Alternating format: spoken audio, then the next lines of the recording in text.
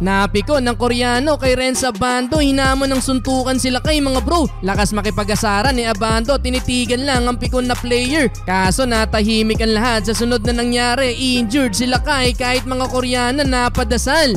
Anyang Red Boosters versus Goyang Sky Gunners. Renz Abando kalaban ng ex-PBA veteran na si Alex Cabagnot. Parehas off the bench mga bro ang dalawang Pinoy import. Last 2 minutes na nang sabay ipinasok sila kay Renz Abando at Alex Cabagnot, kung saan kontrolado ng Anyang ang laban 17-16. Full court ang bantay ni Abando mga bro sa PBA veteran. Parehas silang nag-attempt ng tig-isang tira sa first quarter. Mintes ang reverse layup ni Cabagnot, kinulang sa pektus. Nakakapag-commit din ng early foul si Alex mga bro, pero si Abando mukhang buenas ata ngayon. Pasok ang unang bitaw sa tres, dahil dyan lamang ng 4 ang Red Boosters, 24-20. Second quarter may halong swerte ang sunod na pukol ni Abando sa tres. Nag-bounce pa ng 2 beses mga bro bago pumasok. Maganda gising ng opensa ngayon nila kay nasundan pa yan ng follow-up mula sa Mintes na layup ng teammate. Alex Cabagnot naman napilitang pabalikin ng bench nang makapag-commit ulit ng foul sa kalaban. Under 7-minute mark, nakikipag-asaran naman sa kalaban sila kay.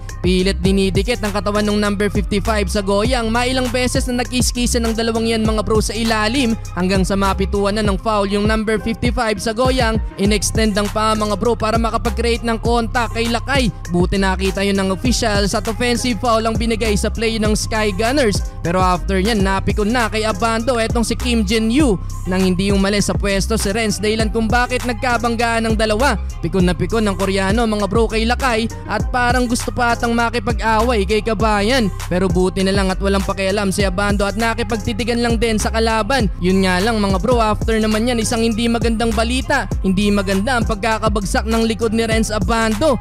Gandang hasal na sana, kaso sa position sa rebound maling-mali na mga bro. Kaya naman buong puwersang sinalon ng likod nila kay yung impact. Natahimik ang lahat mga bro sa nangyari kay Abando. Alalang-alala syempre kay Kabayan. May mga Koreana pa na napapadasal sa sobrang gaba. Naglabas pa ng stretcher mga bro pero kinayang tumayo nila kay. Do may alalay sa teammate dahil sa nangyari nilabas na itong si Abando under 4 minutes at parang maiiyak na sila kay pagtapos ng second quarter. Kung kailan maganda ang opensa ni Abando tsaka pa nangyari ang hindi inaasahan.